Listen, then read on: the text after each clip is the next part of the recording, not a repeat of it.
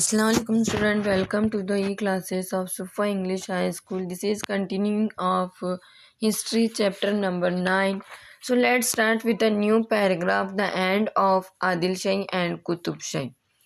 Aurangzeb did not succeed in his campaign against the Marathas, therefore he suspended that campaign. Then he turned towards the kingdom of Adil Shah and Qutub Shah and conquered them. The wealth and army of both the kingdom was now acquired by the Mughals, and it made Aurangzeb even stronger. Then he concentrated all his might on defeating the Marathas. He attacked their territory from all sides. The Maratha army general Hambi Rao Mohite got killed during an encounter with the Mughal army. Due to this blow, the military strength of Sambhaji Maharaj was weakened. Now, in this paragraph, it is explained that Aurangzeb did not succeed in campaign. He suspended that campaign, then he turned towards the kingdom of Adil Shah and Qutub Shah. Wealth and army of both the kingdom was now acquired, and it made Aurangzeb even stronger.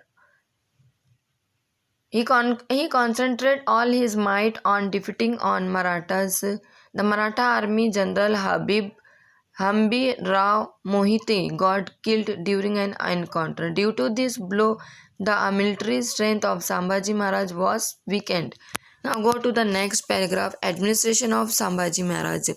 Even though Sambhaji Maharaj was busy fighting on various battlefronts, he did not ignore his administrative responsibilities. He continued the prompt justice and revenue system, which was a characteristic of Chhatrapati Shivaji Maharaj era. He severely punished the landlords who harassed common people and who rebelled against the Swaraj. He gave administration powers to the Maharani Yesubai. He gave her own stamp. He continued the legacy of Shivaji Maharaj's welfare policies. Sambhaji Maharaj knew Sanskrit and many other languages well. He studied many ancient books on polity and brought their gist in a book called Buddha Shanam. Now, in this paragraph, it is explained that Sambhaji Maharaj was busy fighting on various battlefronts, did not ignore his administrative responsibility, the prompt justice and revenue system, which was a characteristic of Chhatrapati Shivaji Maharaj. He severely punished the landlords who harassed common people. He gave administrative power to Maharani Yesubai. He continued the legacy of Shivaji Maharaj's welfare policies. Sambhaji Maharaj knew Sanskrit and many other languages. He studies many ancient books on polity and brought their gist in a book called Buddha Shanam. Now, go to the next paragraph, death of Sambhaji Maharaj. Aurangzeb was trying very hard to defeat Sambhaji Maharaj. He had placed Mukarrab Khan in charge of the Kolhapur province.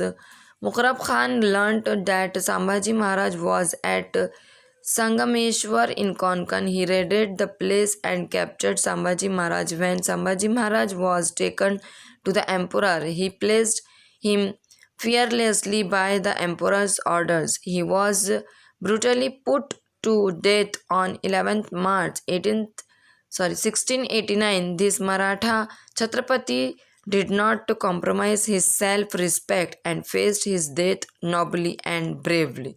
The Marathas took inspiration from his sacrifice and intensified their fight against the Mughals. Now, in this paragraph, it is explained about death of Sambhaji Maharaj. Aurangzeb was trying hard to defeat Sambhaji Maharaj. Mukarrab Khan in charge of the Kolhapur province.